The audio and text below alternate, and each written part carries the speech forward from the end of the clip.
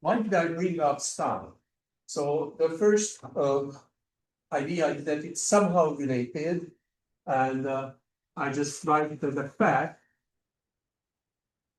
So first of all, these are called Stein surfaces, and these are non-compact. These are open manifolds. You can, of course, make them compact by taking chunks of it. So a Stein domain is a sublevel set of a Stein manifold. So remember that Stein comes with a function phi, and then we can take phi inverse of 0 c for some value c. You get a smooth manifold provided c is not a critical value of phi. And these are called Stein domains. So Stein domains are sort of exhausting a Stein manifold. And this is more suitable for our purposes. This will be really a four-manifold with boundary. In fact, a Stein domain, so X admits a Stein domain structure if I know the there is a Lefschetz fibration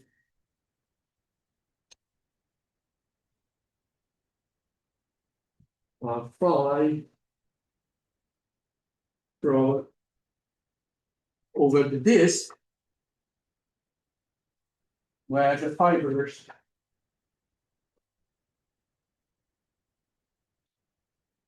are surfaces with boundary.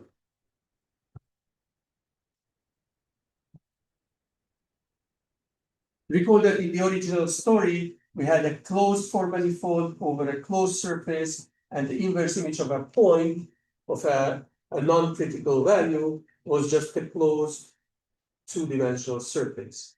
Now, X might have boundary, and then the the surfaces in the Lefschetz fibration might have boundaries as well. I will draw my usual picture. So this is the disk.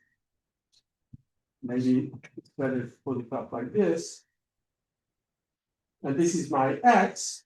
And the typical fiber will look like a surface with boundary.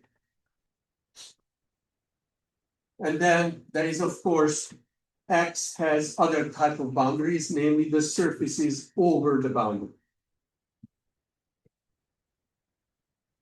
And it's a long story from here. How do you describe Lefschetz fibration over a Stein manifold? Of course, the same story applies. The singularities are local things, so the same applies. You have right immediate twist, except now the mapping class group will be the mapping class group of the surface with several boundary conditions, also several boundary components. I drew one boundary, but it can have many. And indeed, it induces a structure on the boundary. This is called an open book decomposition. They have a very nice connection to contact geometry, and I will just completely ignore that story. And the reason I brought up this Steinness is this theorem. So if you have a Stein a manifold, then it embeds into Cn, so it cannot contain closed one complex dimensional curves, or said differently, holomorphic two-dimensional submanifolds. So Stein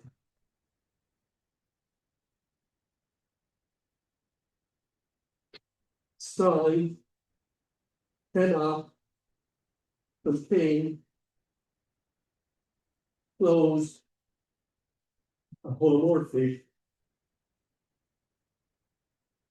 submanifolds.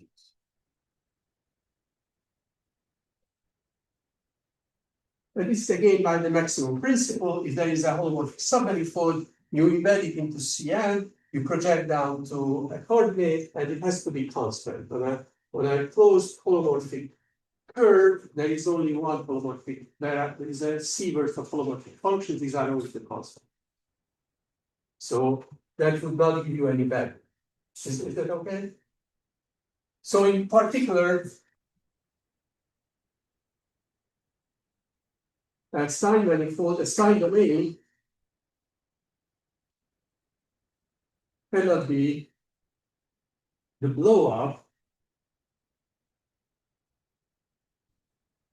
of another manifold, another complex surface. Because when you blow up, then you create this CP1, which has set intersection -1. So that would be a contradiction to the previous principle. Okay, and now there is a theorem that in a sign manifold, a sign domain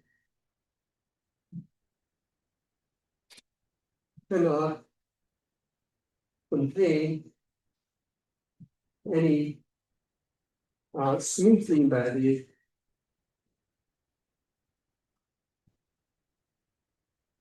-1 speed. So if you have a smoothly embedded submanifold, the maximum principle doesn't work anymore. And you have no idea whether this surface can be isotoped to be a complex manifold. In typical situations, you just cannot do that. Sometimes you can. And the proof of this theorem says that if you have a smoothly embedded -1 sphere in a complex manifold, then you can isotope it until it becomes a complex submanifold, which cannot happen in a sign, so you get this corollary. How do you, yes? What is the -1? Smoothly embedded. That's such a -1. Yeah, it could be -1 dimensional, but those are not so exciting. Right? Yeah, the self intersection. So this is exactly the guys you get when you blow up. And so you might imagine that it's not a complex blow up, but still some miracle brings in a smoothly embedded -1 sphere. But using Seiberg-Witten theory, you can show that if there is a smoothly embedded -1 sphere, then there is a holomorphic -1 sphere, which in a Stein manifold is impossible. And why did I bring up that? Because we had these two four manifolds with boundary yesterday. One of them was handle attachment along a slice node. So we identified a -1 sphere in it, and I claimed that the other one doesn't have any -1 sphere. And let me just recall which node was that. So that side thing, can it always be given a complex structure? yes, so Stein is complex. So because I made a mistake, so I meant this is a complex structure. It would be okay if I leave almost complex, because there is this theorem that maybe you need to deform the J to become a holomorphic structure, even if you start with the almost complex, but let's assume it's always holomorphic. Let me just draw this now.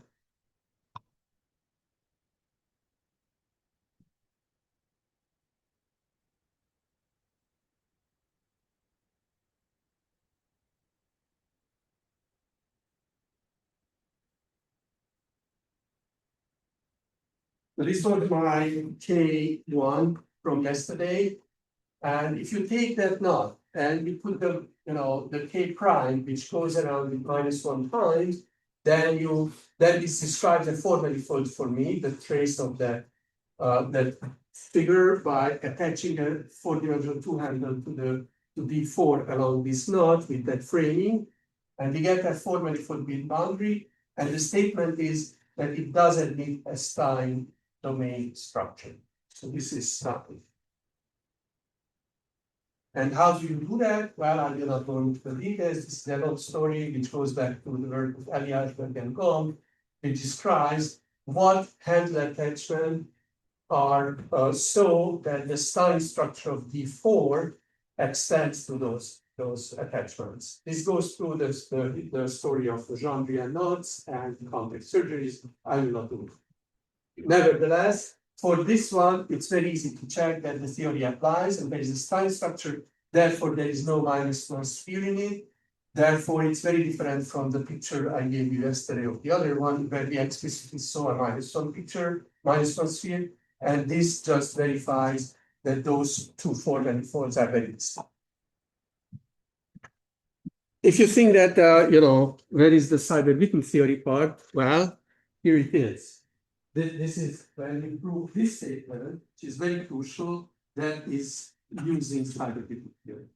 It's very hard to imagine to prove exotica without using Seiberg-Witten theory. And I will tell you some results, hopefully, if we have enough time, where Seiberg-Witten theory applies only tangentially. So you might think that they are not there, but it's always there. Okay. So, okay, what's next?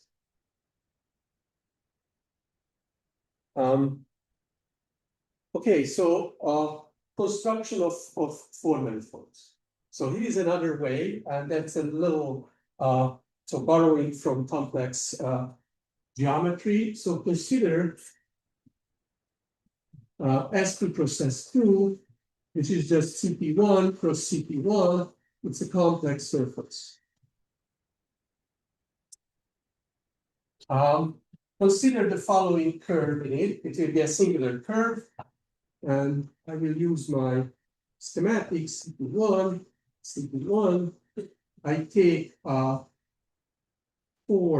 horizontal curves and 2 vertical. Okay, so these are CP2 cross a point and cross another point, and these are point cross CP1, right? So whenever you see a curve, it defines a homology class. In particular, it also defines a cohomology class. So whenever you see a second cohomology class, you have to see a bundle. So there is a bundle over this manifold that's called L, and you can assume that it's a holomorphic bundle where a generic where a section has 0 set exactly on curve. So with a section giving this curve C. So this is nice C. So it's C. So as a cohomology class, it's like the sum of these guys. So when you take the bundle, it has a first Chern class. This is a cohomology class. It has a Poincare dual, and the 0 set of a section will represent that particular cohomology class. And if it's a complex curve, you can assume that this section is a holomorphic section. Okay. When you say this curve C. This curve C. I just fixed it once and for all. But that's what you mean by this is like CP2 cross a point A, this is CP2 cross a point B, and there are 4 points cross CP1. Yes, the union. The union, yeah. This is not a smooth curve, as you can tell, because there are these transverse intersections, 8 of them. Fine. Okay, you have this line bundle. This is a complex line bundle. And notice that C1 of this line bundle is twice of something, because we have 2 vertical guys and 4 horizontal. So this is 2 times A, where A is also a C1 of another bundle E. Right? Okay, this relation tells us that if we take E tensor E, then we get exactly that. So this is just to say that this line bundle has a square root in some sense. You can say it's half, but it's really like as a bundle, it's a square root. So, but this allows us to consider in E those points for which P tensor P is exactly so the section should be called sigma over the point X is exactly sigma X. So I say it differently. You take all the values of sigma, and you just, in every fiber, you take the square root of that vector, or of that complex number. There are typically two square roots, except there is one number which has only one square root, right? And that's the 0. So this gives us this submanifold in E with the property, with a map to S2 plus S2, which is usually 2 to 1, except over this particular curve, it's 1 to 1. There is a name for such maps. It's called the double branched cover. It's not really a double cover. A double cover would be that over every point there are two pre-images, and now this happens in most points except over C. So let's call this submanifold X. So in this way, we get a subspace. It's unclear whether it's a submanifold. In fact, it will not be a submanifold. Near these points, there is a little problem. So the singularities of C will give you singularities of X. That's very sad because we like to work with smooth manifolds. So we pull out the usual trick of turning an intersection point into something nice. Namely, we will blow up these points. So blow up the 8 intersections. So we get S2 plus S2 blown up 8 times, and consider the proper transform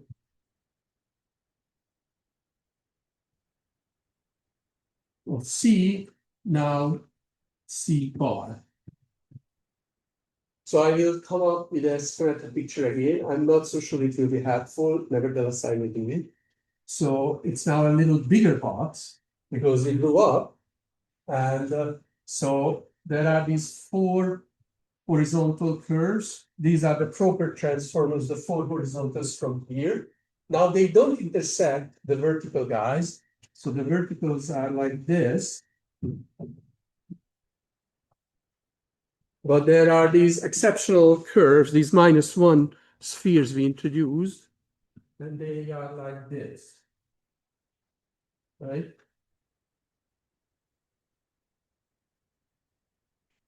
These are -1 spheres, all of them. Does it make sense? So, you know, the -1 spheres separate, but by recording which curve came from which direction, so they will both intersect this -1 sphere. Okay, so this is my new configuration. Very good. And now I take the double branch cover along C bar. Double branch cover over C tilde. And let's call it Z. I can run the same argument. You know, I have a complex curve in a complex surface, so it gives rise to the biqualitative duality to a second homology class. There is a bundle. You have to check that this will still vary. You can divide by 2. The point is that you still have two verticals and 4 horizontals, and every guy comes in twice. You have to add it to the vertical and to the horizontal. So it will be still an even class. You can do exactly the same. And then we get a manifold Z. Okay, so notice that this manifold Z has 2 projections. So CP1 cross CP1 has 2 projections. We can map it to this CP1, or we can map it to this CP1, right? When we blow up, we still have these 2 projections.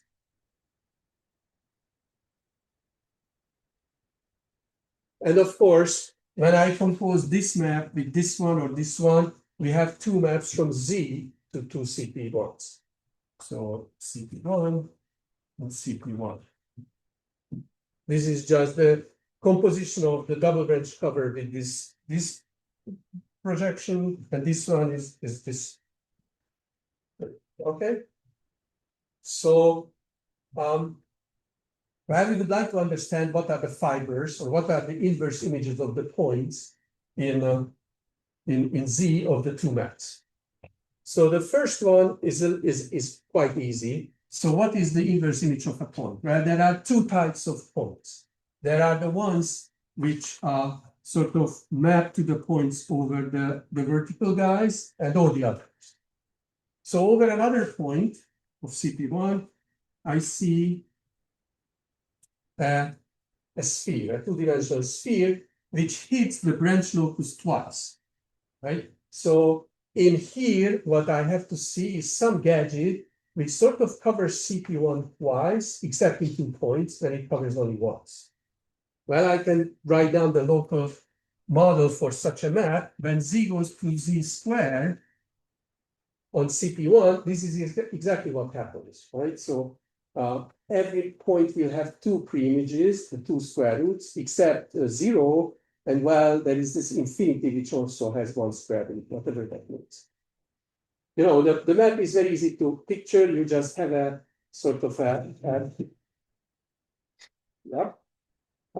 you just have a piece of stick, and you put a spherical sausage on it, and you just sort of rotate by 180 degrees. The 2 points where the sausage is pierced, they are fixed, and all the others sort of collapse to point. Okay, so this will be this map will be a CP1 fibration with 4 problematic fibers. We have to understand the 4 problematic fibers. What happens in the problematic fibers? Well, here a fiber looks like, now I will jump back and forth. So it's a CP1 with the 2 exceptional divisors. The self-intersection is -2, right? And this is inside the branch locus. So it lifts 1 to 1. And these are outside of the branch locus. So the branch locus pierces them in 2 points again. So they will become 3 spheres in the double branch cover. What are they doing? Anyway, and then there is a little bit of a thinking of what happens with the self-intersections, and I will leave you to decide. In the branch locus, the self-intersection should be halved, and outside of the branch locus, it will be double. So I will not argue for that, but you think a little bit, and this is not very complicated, and we have 4 of those.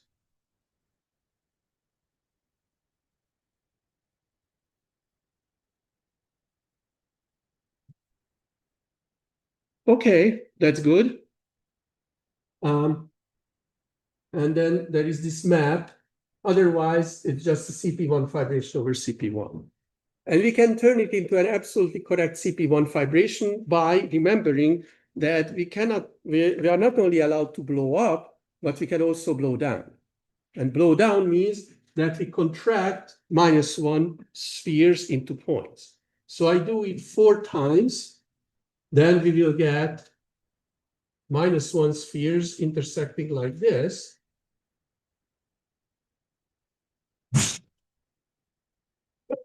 Okay, and I created another bunch of -1s, so I can contract these guys again.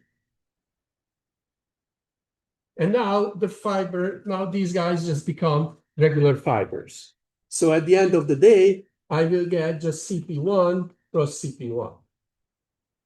If we do it backwards, we start with CP1 plus CP1. We have to blow up 4 times, and then another 4 times. So my manifold is in fact CP1 plus CP1 blown up 8 times. This is a little bit confusing because we started with CP1 plus CP1. Then we blew it up 8 times to have the smooth branch locus, we took the branch cover, and we got back the same manifold. But that's what happens. That's okay. But there is another fibration, and I want to spend a little time on that fibration. Okay, so the upshot is to take this manifold and find an interesting fibration. And I was asked whether these are honest, locally trivial fibrations. I use the word fibration in a more general sense. It's like a map between a four-dimensional manifold and a two-dimensional manifold, where the fibers, where the interchangeable of the points are the surfaces. You want me to go? Okay, so I want to understand this fibration. And again, this will not be a locally trivial fibration, but let's see what is a generic fiber. So generic fiber is the double branch cover of this guy, which is a sphere, but now pierced by four points of the of the branch locus. So now we have to imagine something. So I just say what it is. It's like a torus, where this map can be understood by taking now your stick and then rotating 180 degrees. So this is just to say that if you have a sphere and four branch points, then the double branch cover is the torus, and you can imagine this map by taking now a toric sausage, and then you rotate by 180 degrees, and this will give you the map from the torus to the sphere with four fixed points.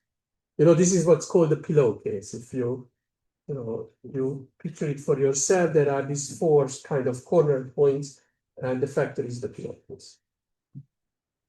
Okay, so what we get is if we compose it, we get a fibration where the fibers, the typical fibers are tori, and there are two problematic guys, right? So first of all, we should notice that this space, so, no.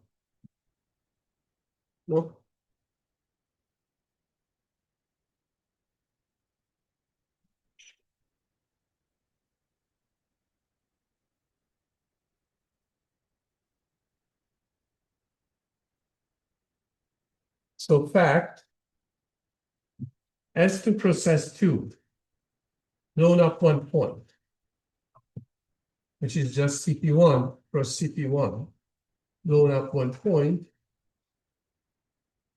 is the same as CP2 blown up in 2 points. I will not argue for that, but this is a very standard, easy to prove fact. We can discuss it in the break. Once I visited the Max Planck Institute, and then Hitzebruch was the director back then, and he said that, he gave a talk in like 1950 something in Mexico, and he proved this fact. And I was a little puzzled because we teach it in the first class of Kirby calculus, but of course it was in the 1950s. What did these guys know about? Okay, so no, joke aside, I mean, this was an interesting discovery, and notice that this also tells you something about four manifolds. In three-manifold topology, the connected sum decomposition is essentially unique into irreducible pieces. In 4 dimensions, it's not true. Here is the example. This is irreducible, this is irreducible, this is irreducible, these are irreducible, and it has 2 components, and that has 3. So the decomposition is not unique. So this is another indication of like whatever hopes you had from three-dimensional topology, you better give them up. So this also tells you that if I apply 7 more blowups, then this CP2 cross CP1 cross CP1 8-fold blowup is the same as CP2 blown up 9 times. And this was my E1 elliptic surface coming with an elliptic fibration.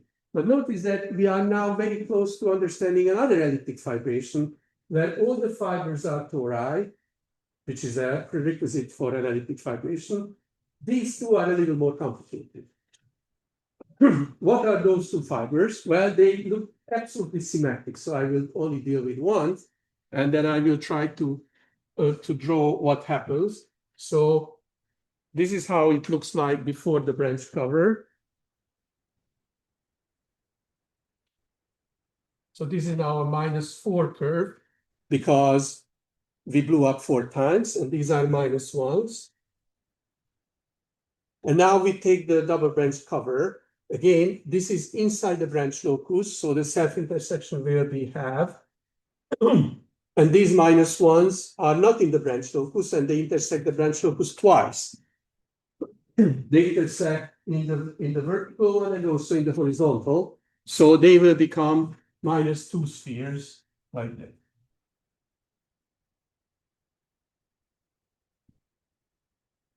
No? So I'm trying to understand. So we did the CP1, and I took a random point, and I convinced you that there is a torus over there. And now we have these 2 interesting points where these vertical guys map to. And over these points, we have a vertical sphere plus these 4 exception guys. And I take the double branched cover, so I have to see what happens with these surfaces. So I have this configuration twice.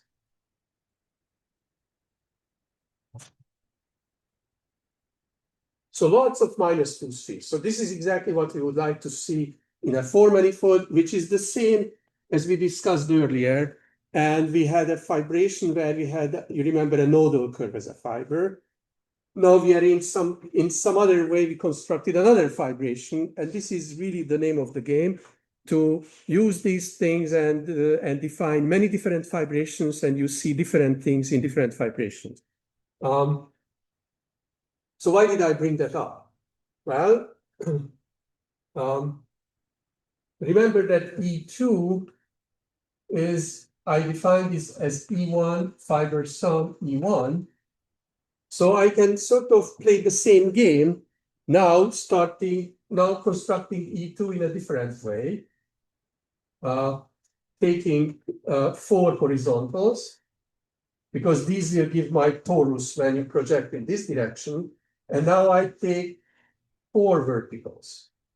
So altogether we have 8 curves, and we start the same story as before. Once again, the homology class is divisible by 2. It would be a tragedy if I take 3 verticals, then it would not be divisible by 2, and then I don't know what to do. But luckily I took 4. Now it will be a torus fibration in both directions. But I have to run through the same argument. First, blow up all the intersection points, then take the double branch cover. The generic fiber, which was a very local argument, is still a torus. And what happens with these guys? Well, I have to repeat this again, local argument, but now with 4 times. Okay, so I have, yeah.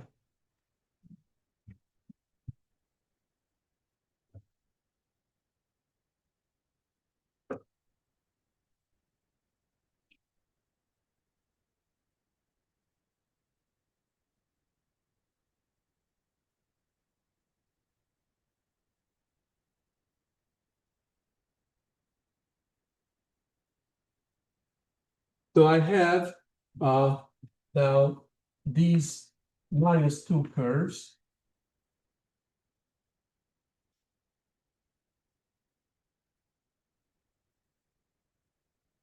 These are all complex submanifolds, but also embedded -2 spheres. And I want to see one more, and I made a mistake.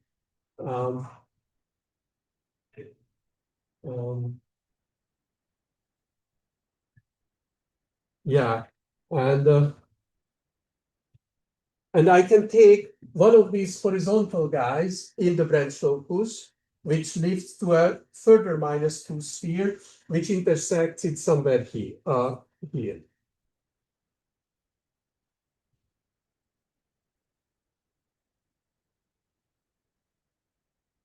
Right, so there is the horizontal one, which intersected the bottommost -1 curve. So this will become a -2 sphere, which intersects each and every one in the bottom. So if I'm right, you have to see 21 minus 2 spheres in the K-free circle. And they intersect each other according to this pattern. Now I claim that if we play a little bit with those, this is an embedding of many spheres intersecting each other. So this is not a smooth submanifold. It has lots of singularities. But we can resolve whenever you have a crossing in 2 dimensions. If you have a crossing like x times y equals 0 on the R2 plane, you can substitute it with x times y equals a very small epsilon. So this will turn things into this. And luckily, smoothly, you can interpolate by saying that I go on the axis, then with a smooth function, I go to this, and then I go further. So we can sort of get rid of such an intersection by a local perturbation. You cannot do it holomorphically so easily. There is this unicity theorem in complex analysis. If you know the function on an open neighborhood, then you know it everywhere. I mean, it's pretty insane if you think about it. It means like if temperature would be a holomorphic function, then you turn off the gas here, and on Mars, the temperature changes completely. I mean, that's completely insane. But nevertheless, all our models for heat is exactly predicting that. Whatever. So you can do that. Actually, you have 2 choices in which direction to resolve, and you can do that in this setting. Now we have to jump up 2 dimensions, and we have 2 complex lines in C2, but you can work around them exactly in the same way. So you can smooth them. You have to tell me what are the orientations. And so this curve configuration can be captured by a graph where the nodes are the curves, and I connect them if they intersect. So this is what is called the dual graph. And such a gadget, such a fiber looks like this. And we have 5 of those, 4 of those.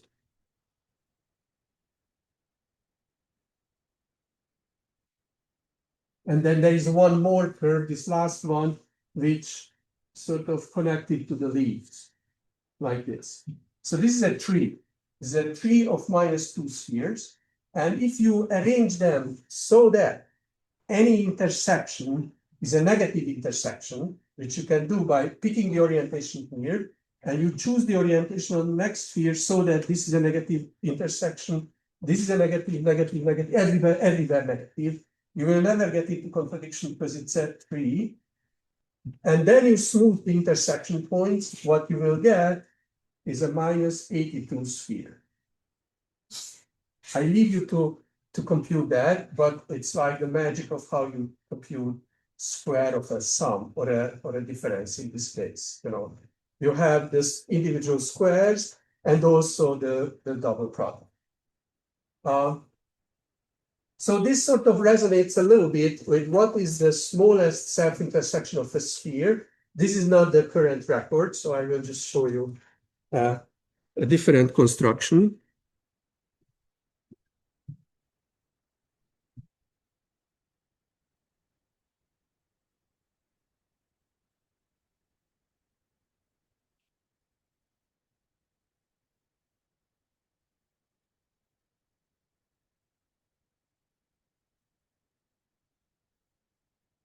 So we would like to understand what is the monodromy around such a singular fiber. It's a very singular fiber. It's not Lefschetz anymore. It's not a single Dane twist. It's like a composition of Dane twist. We have to remember that the mapping class group of the torus can be given by this presentation.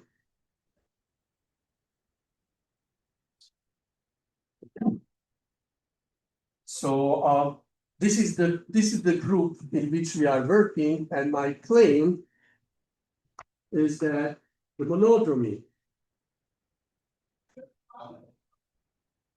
around such a singular fiber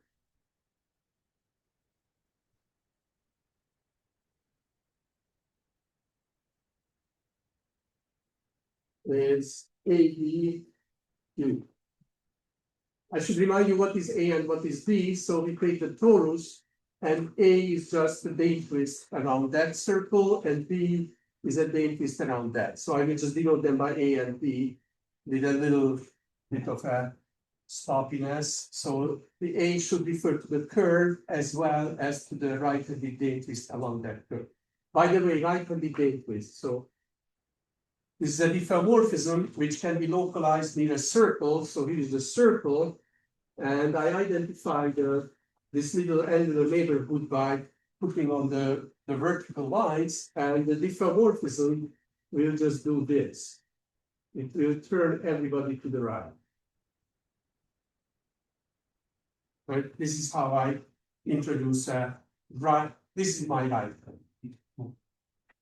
Okay, so clearly, if you have two of these fibers, then you will get one. This is exactly the condition under which you can have a monodromy of a fibration. Okay, so now on the K3, we have 4 copies of this, and this describes the fibration with these 4 very similar fibers. And now there is a fantastic observation, which took me a couple of years to realize, that this is the same as AB to the 4th to the cube. This is just 2 different factorizations of the fact. But that tells us something. It tells us that although there is a fibration over the K3 surface with 4 of these very singular fibers, giving us a lot of -2 spheres, but there is another one, which has fibers corresponding to that fibration. You only have 3 of those, and we have to understand what this fiber is, and I will just tell you. The dual graph of that fiber is the E6 plane. So we have 3 of those.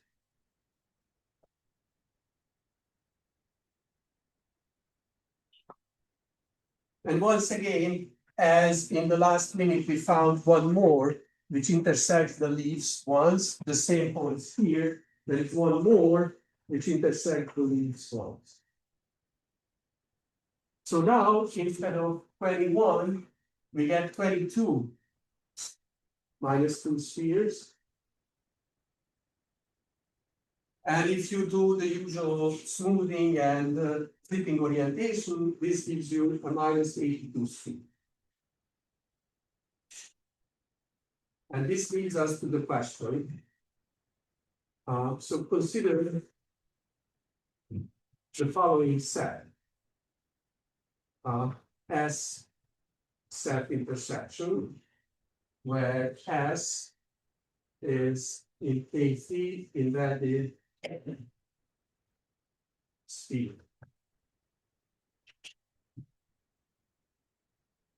We see that -82 and -86 is an element of this set. Also -2, of course, and then you can do all kinds of even numbers. In fact, you can go from -86 all the way to -2 and give each and every one of them with a speed.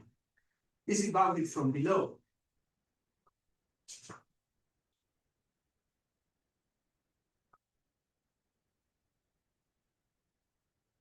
Well, we don't know. This is an open question. You might think that it should be sort of an easy exercise for four-manifold topologies. It's a very well-defined four-manifold. We have a zillion different descriptions. Spheres are very simple, and yet we don't know whether there is a sphere of self-intersection -88. The self-intersection should be always even because it's a spin manifold, but other than that, we don't know any other constraints whether it can go lower than that. In fact, we have a little conjecture, because you can play the same game for any manifold, and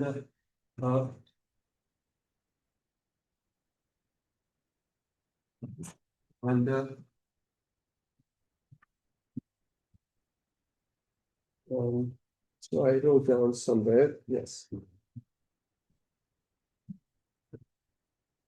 So we can conjecture that in En, the sphere has self-intersection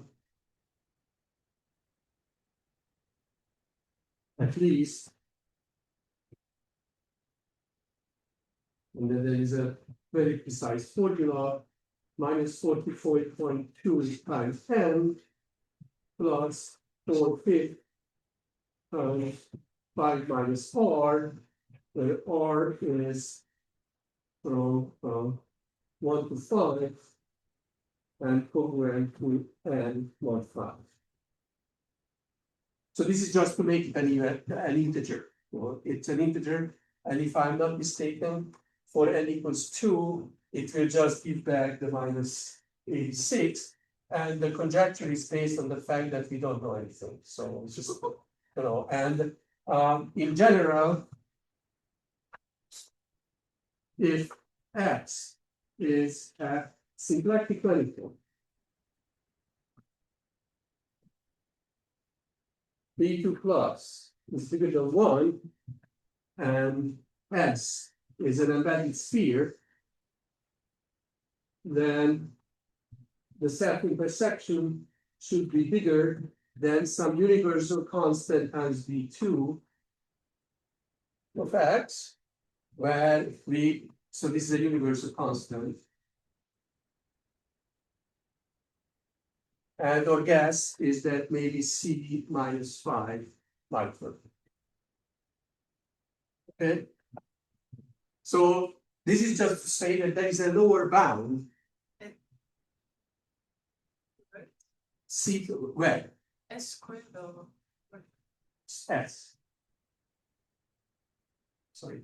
So whenever you have a sphere, then the self-intersection of the sphere should be bounded by a universal constant times something, depending only on the topology of the four-manifold, and maybe this constant is somewhere around minus. This is completely open, and I will be very much interested in that. And this was supposed to be the end of the fourth lecture, so now I will start the fifth. And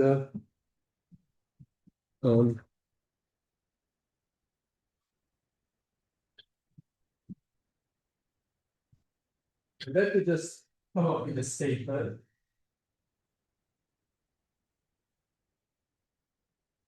Which sort of circles back to what I started the lectures with, is that you have a topological four-manifold, how many smooth structures can it support?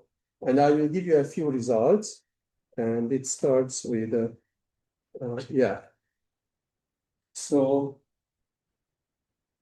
no.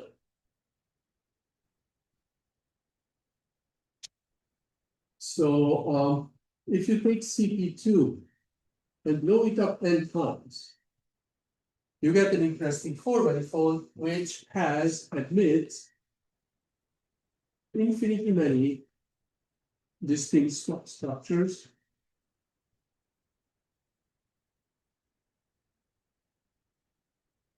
Structures once, n is at least 2. So nothing is known. Okay, that's one thing. Nothing is known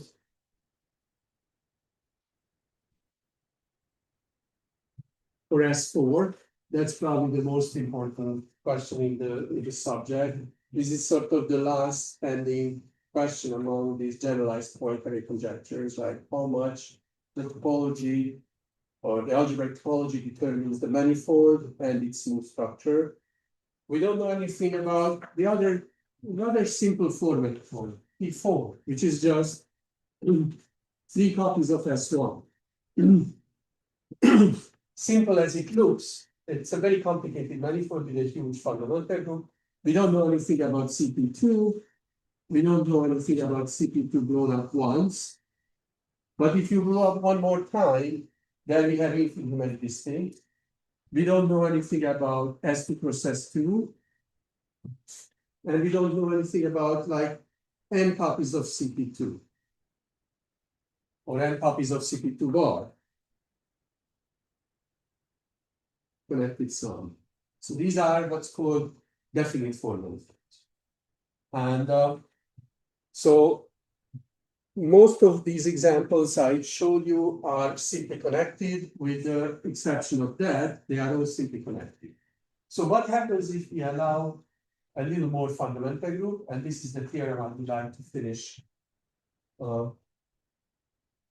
these lectures. So this is a recent result of Inanj Baikul, myself, and Zoltan. It says that suppose that X close oriented and so on, close oriented four-manifold has two properties. Has phi 1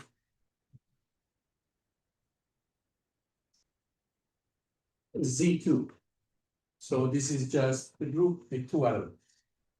And Qx is off.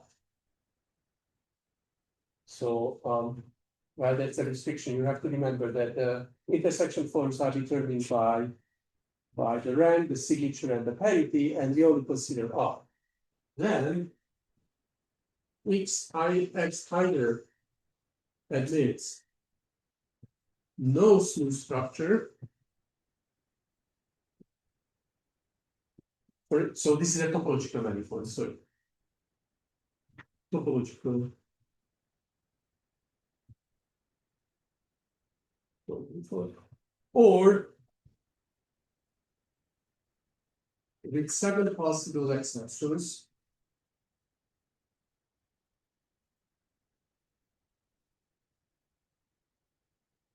it admits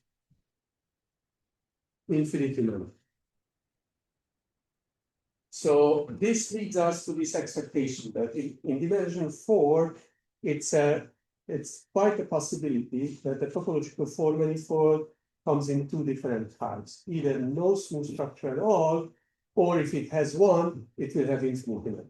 We don't know that in general, except in this case.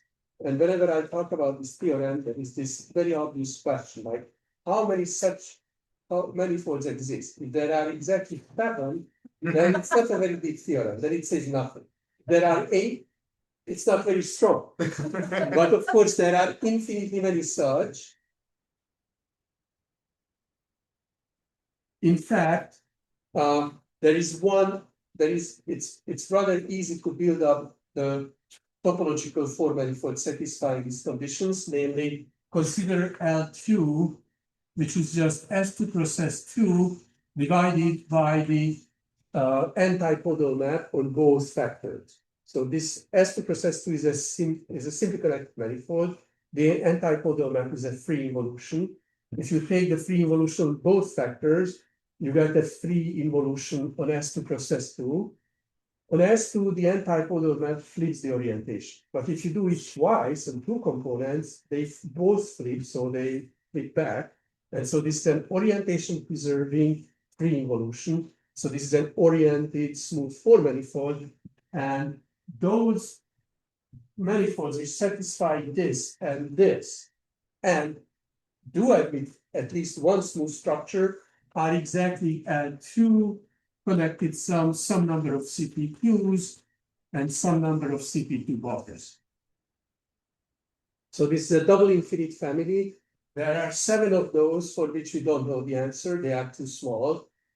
But for all the others, we do. The exceptions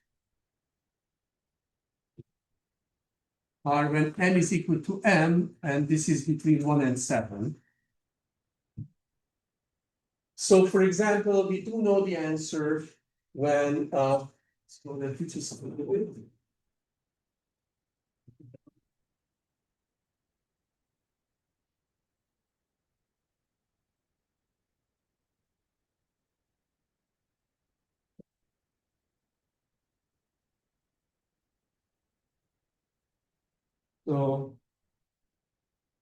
indeed all definite four-manifolds with I1 Z2 and QX all admit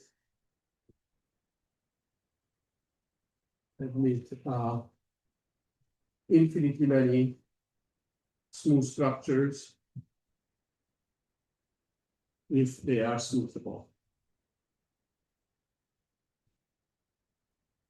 There are the ones which do not admit any smooth structures because they violate Donaldson's theorem. But if they are smoothable, they admit infinitely many. This is in very sharp contrast with the simply connected case where I listed n times CP2 and n times CP2 bar as those for which we don't know anything. And it's sort of very puzzling to see that if you allow the smallest possible non-trivial fundamental of two elements, then everything is so easy. And the reason for that is that, so recall what I said about the Seiberg-Witten invariant. So Seiberg-Witten was constant 0 if B2 plus minus B1 plus 1 was off. And now we know why, because the moduli space lives in a space which is homotopy equivalent to CP infinity and lives in an odd degree, so it doesn't give any homological information. And for example, for say, for n CP2 bar, this is 0, this is 0, this is 1. So it is always up. So there is no way Seiberg-Witten theory could have. But then you might say that the same principle applies to same principle for L2 connected sum n times CP2 bar, because it also has D2 plus 0, B1 is 0, although the fundamental group is non-trivial, but it's very little, so it doesn't give back the numbers. So the same principle applies, but you can have a trick. Whenever you have fundamental group, you can go to the cover. And the double cover is CP2 Lona 2n plus 1 times. And so if you can get exotic structures here, which by my non-resolved line, as you have plenty, you have to find those which are not only exotic, but come with a free involution, then you are in business. And this is exactly what I was planning to show you, but we will do that next time. Okay, so this is where I would like to stop. I would like to thank you for organizing this, and I hope it was useful. And I hope you saw how much enthusiasm I have for four-manifolds.